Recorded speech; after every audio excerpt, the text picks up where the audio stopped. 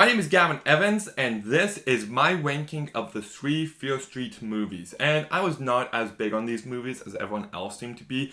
I just don't get the love these movies get. I will go into why, but I just don't think there's anything remotely special about them. But it's a trilogy. I watched it, so I'll provide you guys a ranking video. So let's begin with third place.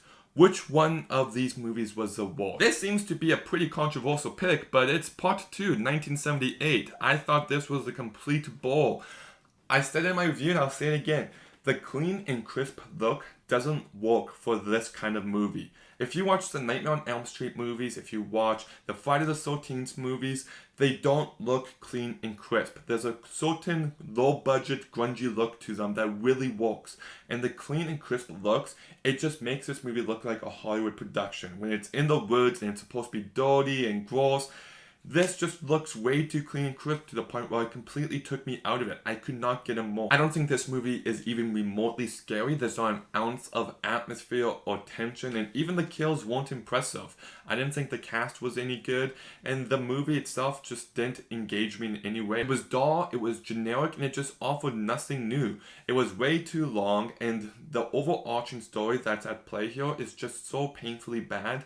I had an absolute miserable time watching this movie, so this one easily comes in last place. And then in second place we get part 3, 1666, that's right. Oh, 1666.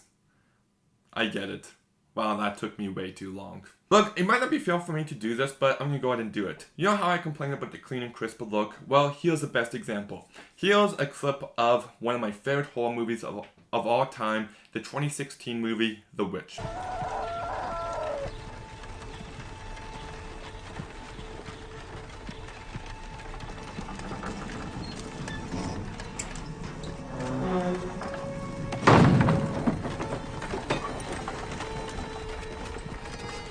And here's a clip of 1666. Pastor Miller, blind as a bat, tried to read the Bible in his eyes, but splat! You get what I'm talking about? The clean and crisp look just doesn't immerse you into this time period. There's just no artistry behind it. They just got some big, high quality cameras and they're just using them. And it just doesn't work whatsoever. I hated the first half of this movie. The decision to have the same actors but playing different characters was just a baffling, terrible decision. Like, why would you do that? It was boring.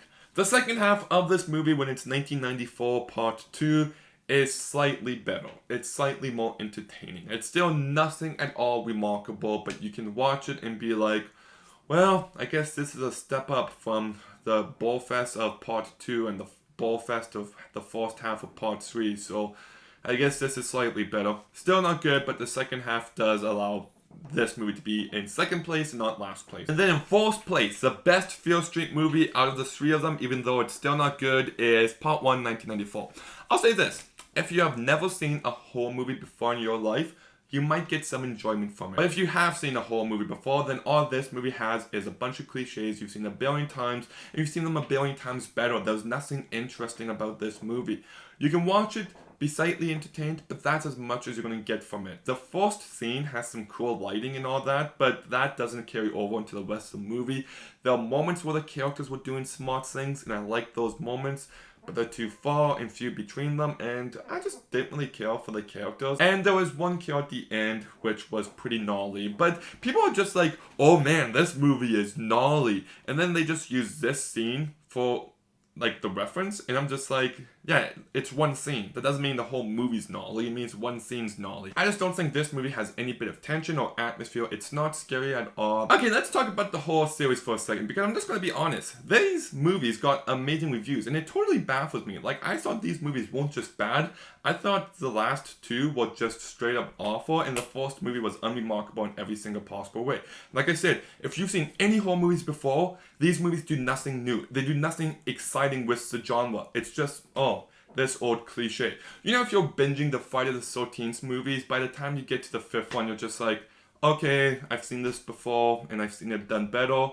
Well, that's what I felt about these movies. And you know what? They feel exactly like what they are. And what are they?